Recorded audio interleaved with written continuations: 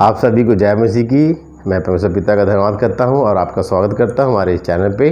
परमेश्वर ने सौभाग्य दिया इस चैनल चालू करने का और गहरी टीचिंग मैं आपके सामने में लेके आ रहा हूं। कुछ वीडियो पहले मैं प्रभु गुरदास असीबाग को आपके सामने लेके आया था और उनकी तबीयत नासाज होने के कारण जो है मैं फिर से आपके सामने रूबरू हुआ हूँ और कुछ बातों के द्वारा जो मैंने सीखी हैं और मैं आज मजबूत हुआ हूँ और उसके ज़रिए मैं आपके सामने में ये वीडियो बना पाता हूँ। इसके लिए प्रभु धन्यवाद करता हूँ। उसी बातों के द्वारा मैं आपको मोटिवेशन करना चाहता हूँ, मजबूत करना चाहता हूँ, क्योंकि मैं जानता हूँ कि आज बहुत सारे विश्वासी जो है कमज़ोर है, बहुत ही कमज़ोर है। उनको लगता है कि हम बहुत मजबूत हैं, लेकिन मैं भी एक समय में ऐसा सोचता था, लेकिन मैं जानता हूँ कि वो है नहीं मजबूत। लगता है उनको मजबूत और दिखाते भी कई लोग कि मजबूत हैं, लेकिन मजबूत नहीं है। तो मैं उसी मजबूती को आपको देना चाहता हूँ। और मैं पहले चाहता हूँ कि अगर आप हमारे सब नए आए हैं हमारे इस चैनल पे, तो हमारे चैनल को सब्सक्राइब करें, बेल आइकन को दबा दें और हमारे परिवार का एक सदस्य बन जाएं, ताकि हम और भी वीडियो आप तक पहुंचा सकें, इतनी मजबूती की बातों को आप तक पहुंचा सके। तो मैं प्रभु का धन्यवाद करता हूं और आगे के पल, आगे के समय परमेश्वर के हाथों में देता हूं कि परमेश्वर भला है और अपने खोजने वालों को प्रतिफल देता है। आइए कुछ बातों के द्वारा परमेश्वर की महिमा करते हैं। पहली बात है कि परमेश्वर चेलों से वैसा ही प्रेम करते हैं जैसा कि उसने यीशु से किया। तो परमेश्वर चेलों से भी उतने प्रेम करते हैं, हमसे भी उतने प्रेम करते हैं। मतलब उनके प्रेम में जो है हम बिल्कुल, हमको शक सुबह होनी ही नहीं चाहिए। परमेश्वर का प्रेम जो है सबके लिए समान है। जितना यीशु मसीह से प्रेम करते हैं उतना ही हमसे वो प्रेम करते हैं। ठीक है। तो दूसरी बात, परमेश्वर आनंद मनाता है ईमानदार लोगों में, अर्थात उन लोगों में जो अपने पापों का दोष खुद स्वीकार करते हैं। आज ये काम नहीं हो रहा है। ठीक है। तो हम दूसरों पे ही दोष लगाते हैं। जितने भी मैंने यूट्यूब पे देखें कि लोग ऐसा कर रहे हैं, वैसा कर रहे हैं, कभी भी उसने नहीं कहा कि मैंने वो गलती की थी। जो बोलते हैं मैं बिल्कुल उनका मैं स्वागत करता हूँ, वेलकम करता हूँ और मैं उनकी इज्जत करता हूँ, लेकिन जो नहीं बोलते हैं मैं बिल्कुल उनके खिलाफ हूँ। तो खैर उस बातों में नहीं जाएंगे, लेकिन मैं यहाँ पर बताना चाहता हूँ कि परमेश्वर आनंद मनाता है उन लोगों के साथ जो ईमानदार लोगों में हैं। ठीक है। ईमानदार लोगों में हैं, अर्थात उन लोगों में जो अपने पापों को का दोष जो है खुद मान लेते हैं कि हाँ भाई मैंने गलती की है। ठीक है। अगर हम दोष लगाता ठीक है, गलती मान लें, क्योंकि बड़े बड़े दास लोग वही सब का। मैं एक स्पोर्ट्समैन हूँ, एक स्पोर्ट्समैन स्पिरिट मेरे अंदर में है। और जब मैं देखता हूँ कि एक स्पोर्ट्समैन स्पिरिट उसके अंदर में है, अगले के अंदर में वो मानता है, क्योंकि इतना बड़ा खिलाड़ी है फिर भी वो उसके अंदर में कोई भी घमंड नहीं है और कोई भी ऐसा नहीं है। तो उसी तरह मैं जब देखता हूँ मसीह में भी देखता हूँ कि अगर हमको कुछ अच्छी चीज़ें मालूम है, अगर हमको बाइबल का बहुत अच्छा ज्ञान है और हम परमेश्वर के साथ में चलते हैं, अब बहुत ही ज्ञानवान है, तो तब हम जानते हैं कि हम ज्ञानवान हैं, तो भैया हम किसी को क्यों दिखाएं। तो इसलिए परमेश्वर के सामने में ईमानदार बनिए और अपने पापों को दोष अपने पर स्वीकार करें, ताकि परमेश्वर हमारे जीवन में कार्य कर सके। तो आगे हम बताएंगे। तीसरी बात को मैं बताना चाहता हूँ, कोई हमें चोट पहुँचा नहीं सकता हमारे अलावा।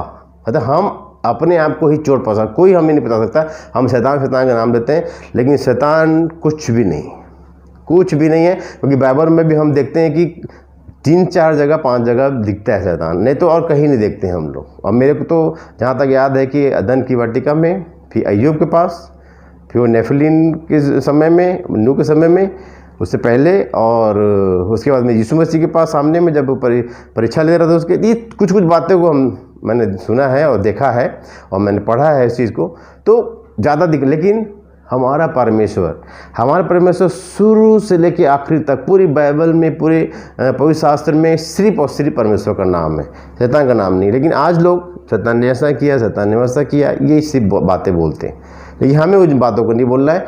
तो वही चीज़ है कि क्या करना है, हमको क्या करना है, कोई हमें चोट पहुँचा नहीं सकता हमारे अलावा। शैतान क्रूस पर हरा दिया गया है एक बार, अब वह हमें छू भी नहीं सकता, लेकिन हम ही अपने आप को हानि पहुंचा सकते हैं।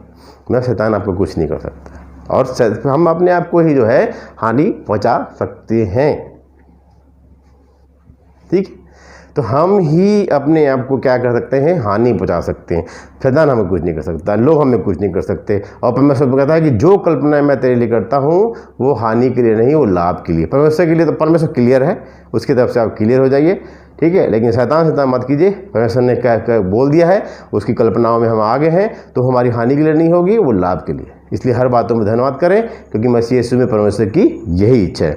आगे चौथी बात, पैसे के लिए हमें परमेश्वर के साथ विश्वास योग्य रहना। जब भी हमारे लिए पैसा परमेश्वर को प्रबंध करे, क्योंकि संसार में रहते भी हमें धन की भी आवश्यकता है, लेकिन और भी धन है जो इस संसार में रहते हैं, हमें वो ईश्वरीय जो धन है उसको परमेश्वर हमें देना चाहता है। और अगर उसको दे देता है तो इस संसार का जो धन हमारे पास आता है, तो उसमें क्या करना है, उसमें भी हमें विश्वास योग्य रहना है परमेश्वर के साथ में। चाहे कितने भी परमेश्वर हमें अमीर बना दे, चाहे कितना भी पैसा दे दे, चाहे कितने भी मान प्रतिष्ठा दे दे, सम्मान दे दे, चाहे हमें इवेंजलिस्ट बना दे, चाहे वो कुछ भी बना दे, डॉक्टरेट बना दे, वो जितने भी उपाधि है वो सारी उपाधि दे दे, तब भी हमें क्या करना है, उसके साथ में विश्वास योग्य रहना है हर दशा में, ठीक है। तो पांचवी बात, कभी भी निराश न होना। आप अगर पैसे खो दें, कभी भी निराश न होना अगर आप पैसे खो दें। अगर पैसे आपको चले भी जाएं तब भी निराश नहीं होना। क्यों, आगे बताता हूं मैं आपको। उसके बाद भी परमेश्वर आपके साथ में रहते हैं। मतलब अगर आप पैसा भी खो देते, धन भी अगर खो देते हैं, तब भी परमेश्वर जो है आपके साथ में रहते हैं। कितनी बड़ी खुशखबरी की बात है। तो ये 5 बातें मैंने आपके सामने में रखी हैं। इन बातों को लेकर चलें और प्रभु के नाम की महिमा करें। आइए कुछ वचनों के द्वारा भी परमेश्वर के नाम की महिमा करते हैं, क्योंकि वचन के द्वारा परमेश्वर बोलता है और बातचीत करता है। और ये जो बातें जो है मेरे जीवन से, उसको मैंने आपको बताई है। अब परमेश्वर के वचन से सीखते हैं कि परमेश्वर वचन के द्वारा क्या बोलना चाहता है, बातचीत करना चाहता है। उसको निकालेंगे यिर्मयाह 29:11। यहाँ पर क्या कहता है वचन, तुम मुझे ढूंढोगे और पाओगे। क्योंकि बोलता लिखा हुआ है यहाँ वचन में, तुम मुझे ढूंढोगे और पाओगे भी, क्योंकि तुम अपने संपूर्ण मन से मेरे पास आओगे। तो परमेश्वर के पास अगर हम ढूंढ रहे हैं, क्योंकि बहुत से लोग इस संसार में परमेश्वर को ढूंढे लेकिन नहीं पाए, लेकिन हमें परमेश्वर का वचन कहता है तुम मुझे ढूंढोगे और पाओगे भी। आज मैंने पाया है, और मैं चाहता हूँ कि परमेश्वर को आप भी पाएँ। क्योंकि तुम मुझे ढूंढोगे और पाओगे भी, क्योंकि तुम अपने संपूर्ण मन से मेरे पास आओगे।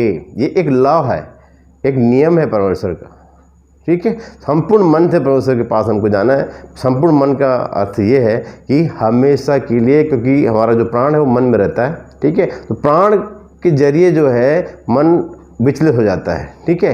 तो वही कहने का मतलब ये है कि अगर हम विचलित हो रहे हैं तो हमें विचलित होने की जरूरत नहीं है। हमें क्या करना है, हमें संपूर्ण मन से परमेश्वर के पास जो है आना है।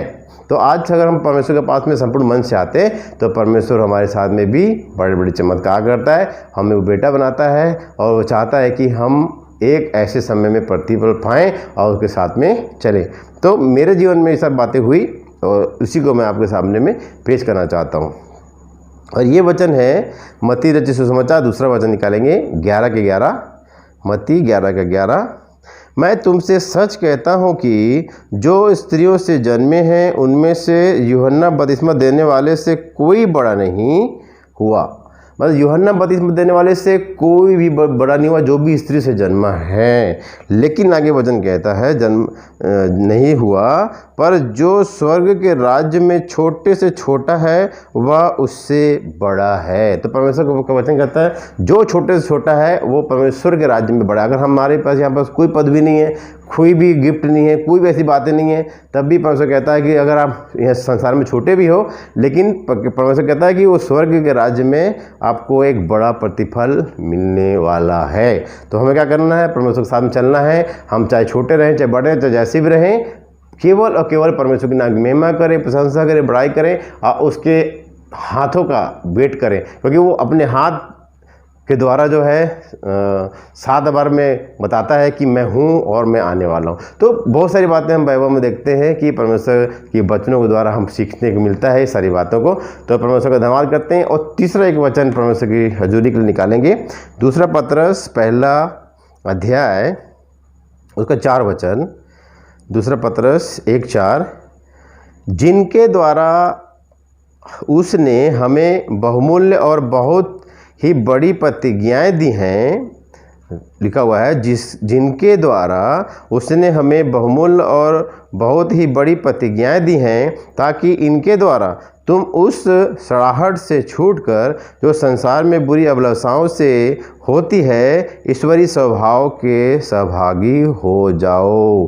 तो हमारे लिए जो भी बातें रहती है वो ईश्वरीय स्वभाव के लिए हमें सहभागी बनाने के लिए होती हैं।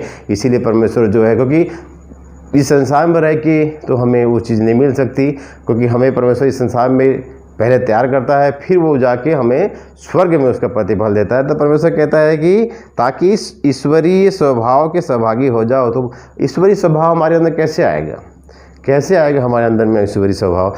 ईश्वरीय स्वभाव हमारे अंदर में तभी आएगा जब हम परमेश्वर की समानता में बढ़ते जाएंगे, बनते जाएंगे।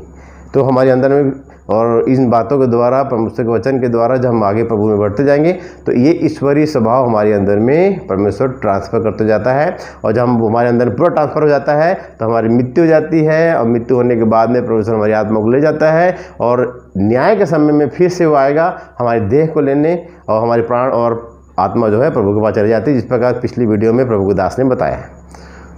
तो हर बात में परमेश्वर की महिमा करें, प्रशंसा करें, बड़ाई करें, और इन वचनों के द्वारा और मजबूत हुए।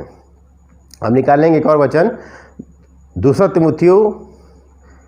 तिमुथी 3 के 12 में लिखा है, पर जितने मसीह यीशु में हैं, भक्ति के साथ जीवन बिताना चाहते हैं, वे सब के सब जो है मतलब सब जितने भी प्रभु के साथ में जो है, शुरू में क्या कहता है, पर जितने मसीह यीशु में भक्ति के साथ जीवन बिताना चाहते हैं, वे सब सब सब सताए जाएंगे।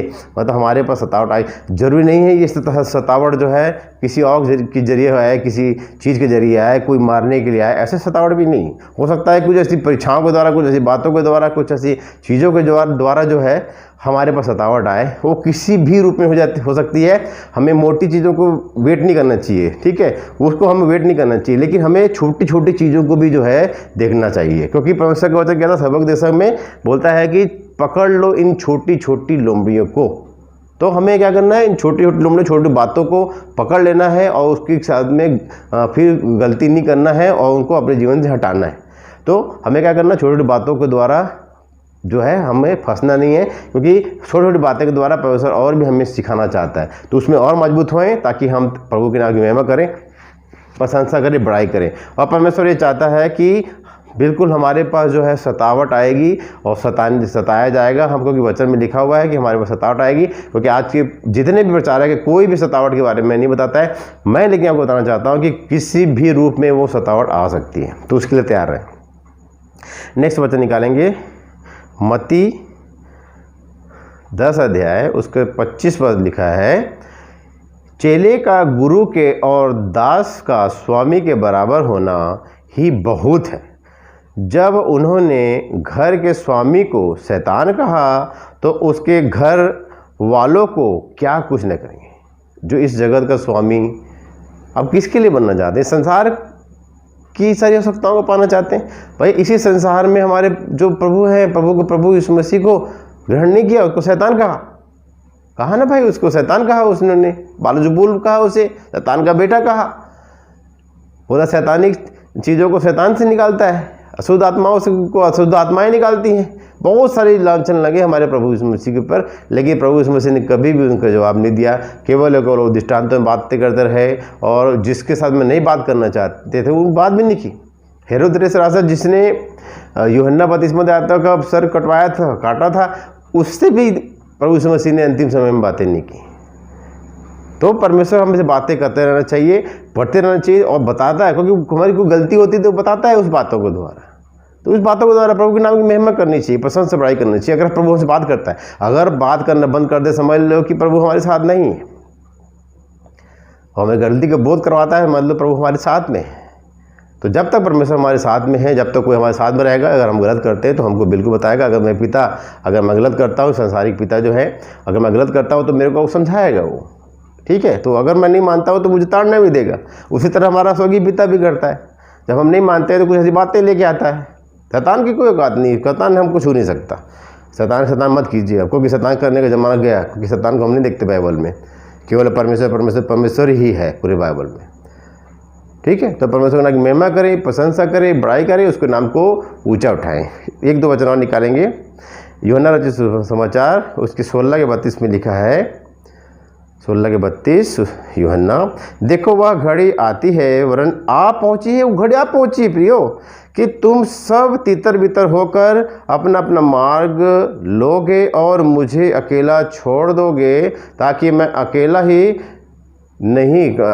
नहीं, क्योंकि पिता मेरे साथ है। मतलब मैं अकेला नहीं, पिता मेरे साथ में है। मतलब अगर प्रभु यीशु मसीह के साथ में परमेश्वर पिता है, तो पहले बताया ना पहली बात में कि चेलों से प्रेम नहीं करता, वो प्रभु यीशु मसीह भी करता है, यीशु मसीह से करता है मतलब हमसे भी करता है। ठीक है, तो कहने का मतलब है परमेश्वर जो है हमारे साथ में है। एक दिन आएगा कि हम तितर बितर होंगे, हो सकता है मेरे वीडियो देखने वाले आप हो, जब सतावट आएगा तो आप लोग भी तितर बितर हो जाएं, लेकिन तब ये बातें आपको समझ में आएंगी और उस समय ये वचन आपके जीवन में काम करेगा। तो हम तितर बितर भी हो जाएंगे तो भी मैं अकेला नहीं, क्योंकि पिता मेरे साथ। मतलब हर समय हर घड़ी पिता हमारे साथ में। कई विद्वान लोग बताते हैं, प्रभु के जन लोग बताते हैं कि 365 दिन होते हैं और 366 बार जो प्रभु के बाइबल के बहुत अच्छे से पवित्र शास्त्र का अध्ययन किए बताते हैं, 366 बार लिखा हुआ है कि मत डर, मैं तेरे साथ में हूँ। तो परमेश्वर यहाँ भी कहता है कि तो भी मैं अकेला नहीं, क्योंकि पिता मेरे साथ हैं। यूहन्ना 16:32। तो और क्या हम मांगे, क्योंकि पिता तो हमारे साथ लगातार है। आज मेरे साथ में पिता बना हुआ है और पिता आपके साथ में बना हुआ है, आप देखने वालों के साथ बना हुआ है। लेकिन जो बातें पिछली बातों में मैंने कही है, उन बातों को अब लेकर चलते हैं तो ही ये सारे वचन आपको जीवन में काम करेंगे। तो पहला स्थान परमेश्वर को दें, और जो परमेश्वर हमारे ऊपर करता, चाहे दुख हो, चाहे सुख हो, चाहे तकलीफ हो, चाहे बीमारी हो, किसी भी तरह से वो अगर हमें समझाना चाहता है तो समझाने दें और प्रैक्टिकल करने दें। अगर आप थ्योरिकल में भी समझ जाते हैं, इन वचनों द्वारा जो मैं आपको बता रहा हूँ उसके द्वारा समझ जाते हैं, क्योंकि मेरे को परमेश्वर ने प्रैक्टिकल के द्वारा सिखाया है, मैं थ्योरी के द्वारा नहीं सीखा। लेकिन उसी चीज़ को मैं आपको बताना चाहता हूँ कि अगर आप उस थ्योरी के द्वारा अगर उसको सीख सकते हैं तो सीख ले, नहीं तो आपको प्रैक्टिकल करना पड़ेगा परमेश्वर के साथ। क्योंकि हमको बचाने के लिए परमेश्वर जो है कुछ भी करता है, अपने तक लाने के लिए कुछ भी करता है। तो परमेश्वर को वचन कहता है कि परमेश्वर के हाथ में पड़ना बहुत ही भयानक बात है, इसलिए परमेश्वर के हाथ में ना पड़े। परमेश्वर कंटिन्यू लगातार हमारे साथ में है, अब दुष्ट हमें कुछ नहीं कर सकता।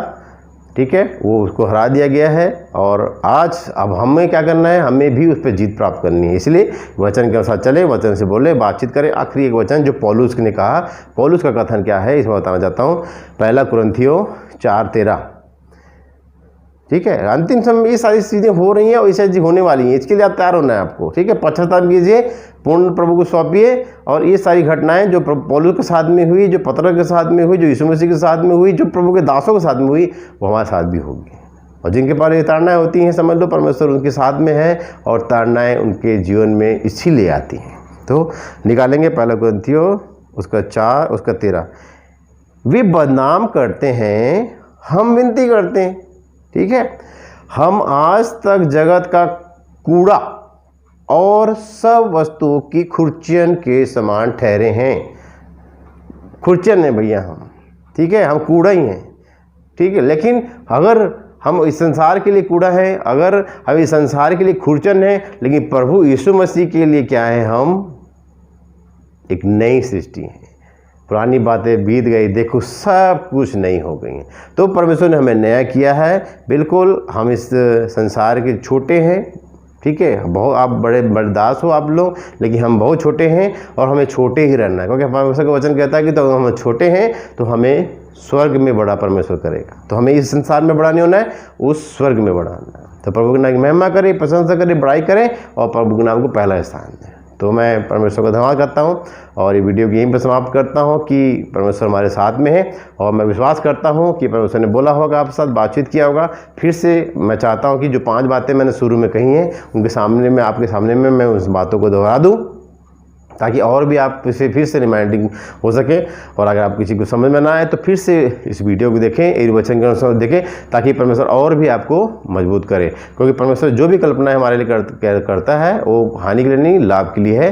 यिर्मयाह 29:11 में लिखा हुआ है, इसको पढ़ लेंगे आप, ठीक है। और इसलिए पहला थिस्सलुनीकियों 5:18 में लिखा है कि हर एक बात को धन्यवाद करो, क्योंकि मसीह यीशु में परमेश्वर की इच्छा है। और रोमियो 28 में लिखा हुआ है कि जो परमेश्वर से प्रेम करते हैं उनके लिए सब बातें मिलकर भलाई को उत्पन्न करती हैं, अर्थात उन्हीं के लिए जो उसकी इच्छा के अनुसार बुलाए गए हैं। ये दो वचन, ये दो पैर हमारे लेके चलेंगे, क्योंकि पिछली वीडियो में बताया कि ये दो पैर हमारे लिए एक आगे बढ़ने का कारण है कि मसीह में हमें आगे बढ़ने में सहायता मदद करते हैं। जाकर देख सकते हैं मेरे पिछले वीडियो को, अमन नागरा नाम से टाइप करें तो मेरी कुछ वीडियो सामने में आ जाएगी, उसको देखते जाएंगे तो बहुत सारी वीडियो सामने में आ जाएगी। तो पूरी वीडियो को देखें और प्रभु के नाम में महिमा करें और भी आप मजबूत हो जाएं। मैं मजबूत हुआ हूँ, मैं चाहता हूँ आप भी जो है मजबूत हो जाएं। तो प्रभु को धन्यवाद करते हैं सुंदर समय के लिए। फिर से मैं अंतिम समय में बोलना चाहता हूँ कि अगर आपने हमारे चैनल को सब्सक्राइब नहीं किया है और बेल आइकन नहीं दबाया है तो उसे दबा लें और हमारे परिवार में शामिल हो जाएं, ताकि हम सब मिल के प्रभु नाम की महिमा कर सके, प्रशंसा करें, बड़ाई कर सके और प्रभु के नाम को ऊंचा उठा सके। अगर कुछ आपको सवाल पूछने हैं तो बिल्कुल आप कमेंट बॉक्स में डाल सकते हैं। और अगर आपको समझ में आए और चाहते हैं कि आप दूसरों को भी ये वचन पहुँचे तो शेयर करें, और अगर अच्छा लगा तो लाइक करें और प्रभु के नाम की महिमा करें, प्रशंसा बड़ाई करें। जो वचन में सिखाया गया है उस सारी बातों को आप लेकर चले। देखिए परमेश्वर कितना बड़े चमत्कार करता है और हमें उस चट्टान में खड़ा करेगा जहाँ पर कोई भी आंधी आए, कोई भी तूफान आए, किसी तरह की दुख संकट कष्ट आए, हम उसमें हमेशा खड़े रहेंगे। तो प्रभु को धन्यवाद करते हैं आज के सुंदर समय के लिए। फिर से नेक्स्ट वीडियो में मिलेंगे और प्रभु की नाम की महिमा करेंगे, प्रशंसा बड़ाई करेंगे और परमेश्वर को जानेंगे नज़दीकी से। मैं जिस प्रकार मैं देखता हूँ परमेश्वर का, मैं चाहता हूँ कि आप भी देखिए। तो प्रभु को धन्यवाद करते हैं, महिमा करते हैं, प्रशंसा बड़ाई करते हैं। और फिर से मैं आपसे इजाज़त लेना चाहता हूँ और मैं अगले वीडियो में फिर से आऊँगा। और प्रभु के दास जो है अभी अस्वस्थ हैं, शशि भाग भैया, और जल्द से जल्द स्वस्थ हो जाएंगे तो मैं उनके आपके सामने में लेके आऊँगा और हम सब मिल के प्रभु के नाम की महिमा करेंगे। तो अपने आप को छोटा बनाए। मैं छोटा हूँ, बिल्कुल छोटा हूँ, मैं कुछ भी नहीं हूँ, मैं किसी के सामने कुछ भी नहीं, लेकिन मुझे मालूम है मेरा पिता वहाँ मुझे बड़ा करेगा। इसलिए इस संसार के सदस्य न बने, अपनी पापों को माने, गलतियों को माने और परमेश्वर के साथ में चलें। तो वो धन्यवाद करते हैं कि प्रभु भला है, अपने खोजने वाले को प्रतिफल देता है। सब मैं सबसे विदा लेना चाहता हूँ और सबको जय मसीह कहता हूँ। God bless you all.